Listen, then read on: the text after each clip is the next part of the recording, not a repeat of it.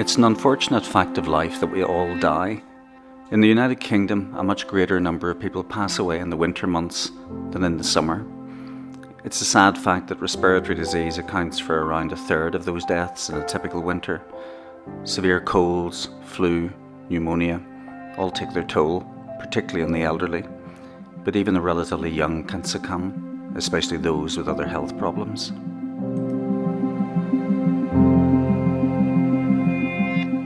That's the case every winter. The differences in death numbers are stark.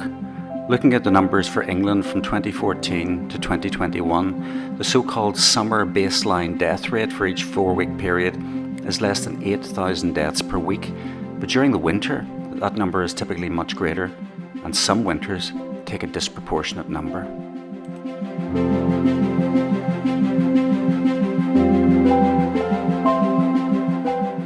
This video is a story of 2 Januaries, 2015 and 2021. Why are those 2 Januaries worthy of note? Well, in January 2021, we have been told we're in the second wave of a global pandemic that's resulting in a vast increase in respiratory disease and death. And in January 2015, no such pandemic was gripping society. But there's something that makes both Januaries worthy of note. The deaths recorded in both months are pretty much identical in terms of the number of deaths per week in the preceding 4-week period. To make the analysis easy, we look at the numbers compiled by the government's Office for National Statistics, and we're looking just at the numbers for England. In January 2015, weekly deaths were running at around 12,000 per week for the 4-week period in January. But that's pretty much the same number recorded for the corresponding 4-week period in 2021. So was 2015, even with over 80,000 flu virus related deaths, a particularly bad year according to official statistics compiled at the time? Well, no. The winter months of 2014-15 were recorded as moderate and lower than the notable season of 2010-11. It is of course the case that in spring of 2020, a novel coronavirus, COVID-19 as it was called, resulted in a significant spike in deaths. Total all-cause deaths during April were running at 20,000 per week, but by May everything was pretty much back to normal for time of year. The virus ran through society at an incredible pace. For most, it was barely noticed. For some, especially the elderly and the infirm, it was fatal. But while it came quickly, it went quickly too. But something came with COVID-19 that was not a natural phenomenon and makes our 2 Januaries very different. And that something is PCR testing. January 2015, in fact in every year prior to 2020, there was no mandated test that required the use of expensive testing laboratories in order to diagnose flu or other respiratory diseases caused by coronaviruses. Critically ill patients arriving in hospital in January 2015 were diagnosed by clinical staff based on an observable set of facts, symptoms, as well as patient records. After all, if an elderly patient with a history of chronic respiratory disease arrives in hospital with flu symptoms, the diagnosis is pretty clear-cut and the treatment well understood. However, from March 2020, the PCR test was rapidly rolled out across European nations, but particularly the UK, and became known as a gold standard test for SARS-CoV-2, the RNA virus that apparently is the cause of COVID-19. But the problem with PCR is that it's something of a haystack creator in the search for the needle that should be very obvious, because people who are sick with chronic respiratory disease tend to be very ill and very infectious. The problem with the PCR test for COVID is that it tends to label people who aren't unwell and aren't infectious. But now an entire empire has been created around PCR testing. The British Medical Journal reported in September 2020 that the UK government planned to increase testing capacity for COVID to dizzying levels at vast cost to the taxpayer. The BMJ had sight of a Boston Consulting Group presentation that had been prepared for the UK government, and the proposed increasing testing capacity from 350,000 a day to 10 million a day. The cost of this would be around £100 billion and would have the capacity to test the entire UK population weekly. The companies delivering such capability would include AstraZeneca, Serco and G4S. John Deeks, Professor of Biostatistics at the University of Birmingham, was quoted in the BMJ report and highlighted his concerns about the plans.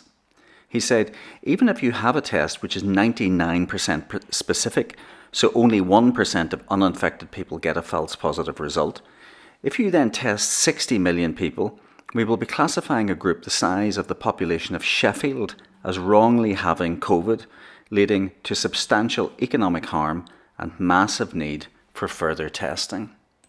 The Secretary of State for Health, Matt Hancock, has become obsessional about the need for testing.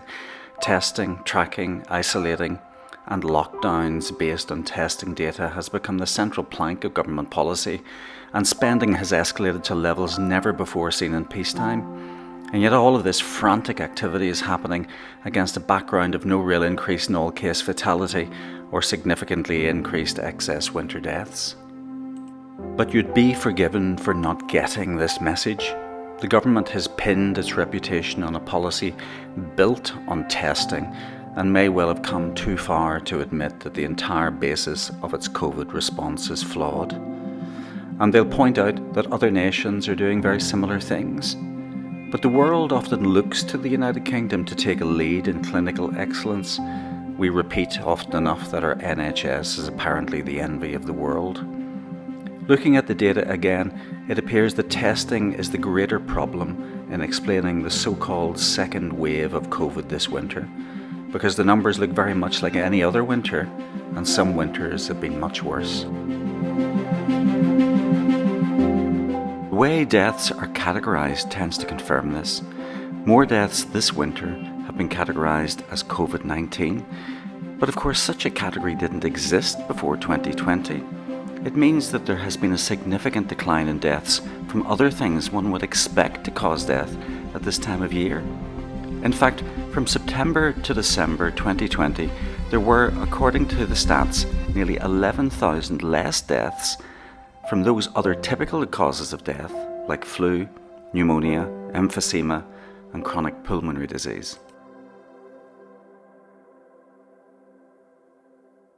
Testing is the problem.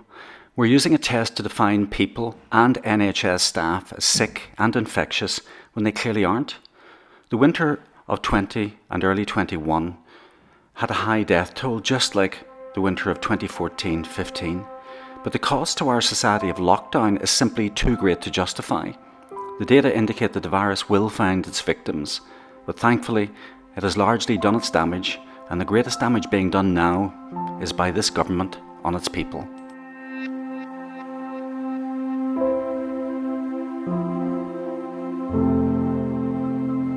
There's another problem.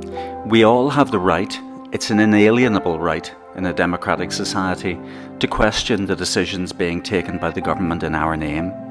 When the government uses advertising designed to make people feel guilty about leaving their homes or seeing their families for fear of infecting others, a Rubicon has been crossed. Putting an entire population under house arrest and denying them the right to free thought or free expression or free association is simply not acceptable. We have the right to question a policy that asks us to accept that the healthy will make others ill, all based on the result of a testing regime that we've never relied on before, that's built on a false premise and isn't fit for purpose. Certain facts are undeniable. Our small businesses are being destroyed. Our business risk takers are losing their livelihoods. Our children are being denied education, and as a nation, our dependence on sovereign debt is without parallel. And our liberty, our freedom, our free speech is coming under attack by the people we elected to serve us. We deserve better. The lockdowns must end, and the loss of what we stand for as a people must be given back. It's all we ask. Give us back the things that make life good.